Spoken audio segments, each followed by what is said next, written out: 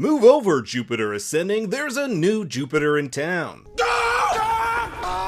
Create life! Bruh. Netflix's latest superhero original starring that guy from All My Children leaves a lot of unanswered questions, so in this video we'll be taking a deep dive into the season, its connections to the comics, and theories for season 2. So grab your blue rod and make sure to like and subscribe. Seriously, 91% of you aren't subscribed. You begged me to do it! Because here we go. Welcome to Supermax, which is basically Jupiter's Legacy's version of The Raft, a maximum security prison where supervillains put away by the Union go to live out their days. Over the course of the season, we get to see two such villains who were put away here, the first being Jack Hobbs, a criminal mastermind who also acts as Sheldon Sampson's, aka Utopia's, therapist. It's clear throughout the season that Sheldon has a lot of emotional baggage, and who better to unload that onto than a man who can't leave his cell. In the comics, Jack ends up creating a weapon that can take away a hero's powers and bestow them upon himself and his henchmen. But with him still locked up, we don't know if this will be a storyline in the future. The second supervillain who plays a far more prominent role than Jack is Blackstar. In episode 1, if you listen carefully and read the closed captions,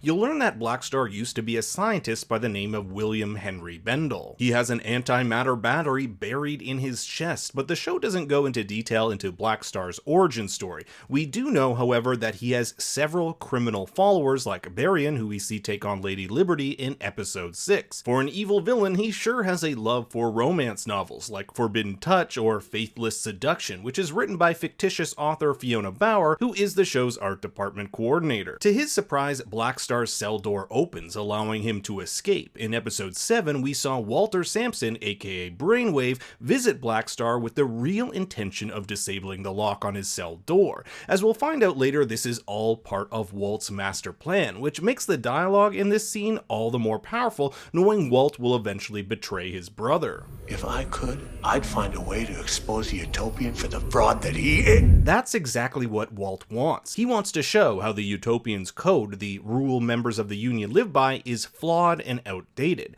He secretly despises his brother. I don't give a shit.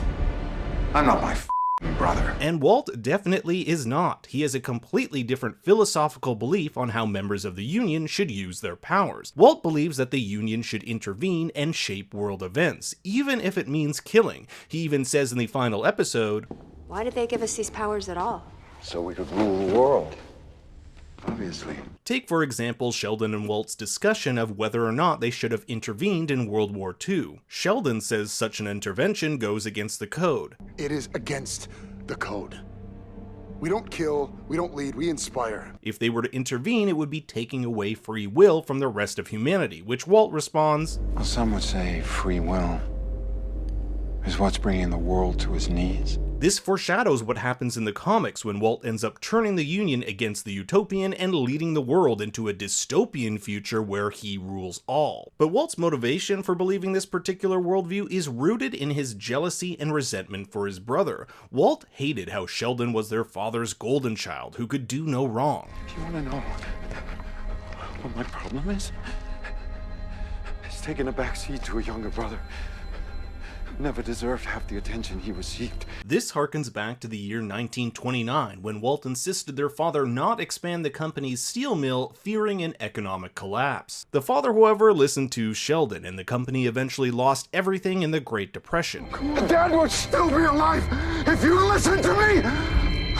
If Walt had intervened, maybe his father would still be alive. This is what drives his philosophical belief and deep-rooted hatred for his brother and everything he stands for. Throughout the show, we travel back in time to see how the original members of the Union acquired their powers. You'll notice how the aspect ratio changes during these scenes to full screen, which is closer to what you'd get in the 1930s. In episode 7, we saw how Sheldon's visions led him and a crew of 5 others to a mysterious island in the Atlantic. Here they'll undergo a series of challenges that test their character, challenges that previous travelers failed. The crew remarks on finding Maori clothing and Viking armor. Something, some power has been calling humanity toward it for centuries. The show is called Jupiter's Legacy because it's a moon of Jupiter where the heroes eventually get their power. Not explained, however, is why and whom is in charge of dispensing this power. We don't even get an answer as to how some characters have powers and others do not. We do know that the original 6 can pass on part or all or none of their powers to their children. We see this in the very first episode with Chloe and Brandon as kids, but there are several other characters who weren't on the island and, as far as we know, aren't related to the original 6, and they have powers. For example, Nick of Time, Barnabas Wolf, or Iron Orchid. One theory out there is that the power that washed over the island and beyond somehow unlocked powers to the ship's crew, or possibly beyond. When that power or energy does wash past them, we see their faces light up with the same patterns found on the island's trees and rocks. Some of the Union's children do not possess any powers, most notably Hutch, the son of George Hutchins, aka Skyfox. In the comics, this power rod was built by George and given to his son since he felt sorry he didn't have any powers. In the show, however, the rod is given to Richard Conrad, aka Blue Bolt, by the island. We never see Blue Bolt in the present day, hinting that he's either dead or in hiding, but since he has lost this rod and now it's in the hands of Hutch, it's likely George had something to do with this. Speaking of George, the show never goes into how he went from Sheldon's best friend and valiant member of the Union to the world's greatest supervillain. In the comics, George proposes to a girl named Sunny, but is turned down because she thinks he's too immature and a playboy. That could be why, when Hutch asks the rod to send him to his dad, it always leads him to a strip club, a cheeky nod to his father's philandering past. In episode 8, we even see an article which says Skyfox saving the world, getting the girls. Sunny ends up falling in love with Walter, and George can't take it. He decides to live incognito, but he'll later learn that Walter was using his psychic powers on Sunny to make her fall in love with him, which of course George does not like. Now there is a Sunny credited in episode 1, she's the girl we see for a brief moment in that fake world Walt creates, which he uses to hold off the Black Star clone. Either this is just a coincidence or Walt conjured her in this scenario from a memory of his past. Around the same time, George becomes disillusioned with the world he's helped keep in balance, particularly US hegemony. Back in the day, the world was black and white. You had the Allies versus the Axis, good versus bad. But now the world isn't so clear-cut. George ends up taking Vice President Hubert Humphrey hostage, refusing to release him until President Lyndon Johnson ends the Vietnam War. George believes he and the other heroes have been nothing but pawns in an establishment that undermines the working class, hence his eventual parting with the Union. It's both philosophical, moral, and personal. What exactly happens after this event is unknown, just that the Union has been unsuccessful in tracking George down, but the person who may hold a clue to his whereabouts is his own son. Throughout the course of the season, we see Hutch building some sort of device. He steals a power core from China, which, coincidentally or not, is the same color as the light that washed over the island. He believes this machine can take him to his father. It incorporates the rod, so it's possible it could be a machine that can take him through time or through alternate dimensions. This is where George will be. It's also possible, considering George's past with Walt, that George could be somewhere out there but lost his memory. We know that Walt has the ability to delete memories, so that may come into play if there's a season 2. Back in time, we learned that some of the members of the Union initially kept their identity secret by wearing masks. We get this shot of Grace, aka Lady Liberty, lifting up a car which her daughter Chloe will later recreate for a photo shoot. In present day, Walt has ventured into the mind of the Black Star clone. Walt was the one who created this clone in the first place, not George. This is all part of his master plan. Later, Lady Liberty will venture in to save Walt, but this is all part of his plan too. Using his psychic powers, he's created an image of George to send a message. An image of George over the dead bodies of Sheldon and Brandon. An image which he says will happen in the future.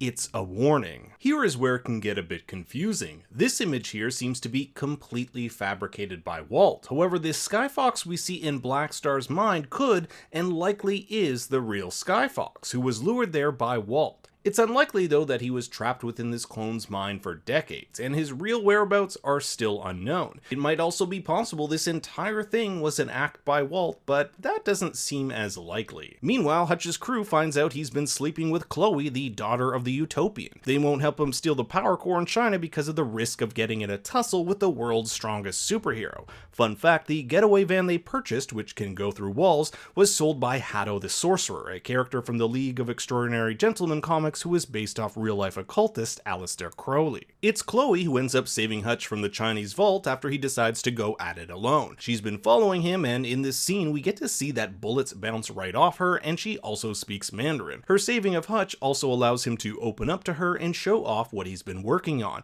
a device she thinks may be used to kill her dad. After all, the man who helped design a part of it says, what is in this case could power a small city for a year, or punch a hole through the mightiest being on the planet. In the comics, Chloe and Hutch end up joining forces in a dystopian future where Walt has taken over and the Utopian has been killed. At the Supermax, Brandon and his father, the Utopian, take on the real Black Star, ultimately putting the Utopian in his biggest moral dilemma. Kill Black Star and save his son, but break the code, or uphold the code and lose his son. And it takes a while for the Utopian to make this decision, a decision which never happens because Petra comes in and saves the day. Brandon eventually gains control of the situation and, in a reverse from the events of episode 1, decides to uphold the code and not kill Black Star. It's heavily implied Brandon believes his father was going to let him die, that his father believes more in the code than his own son. This sets him up perfectly for season 2 to later join Walt. I will mention that just before Petra saves the day, we do see the Utopian's eyes flash blue for a quick second, hinting that he was, in fact,